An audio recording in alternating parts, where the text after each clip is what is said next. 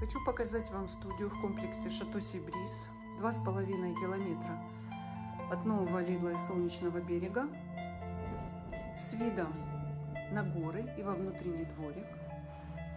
Чистая курортная зона неподалеку от большого курорта, 2,5 километра. У нее есть очевидные плюсы за счет отсутствия террасы, вместительность 4 человека. Зимой для круглогодичного проживания это очень даже теплая атмосфера, потому что не задувает.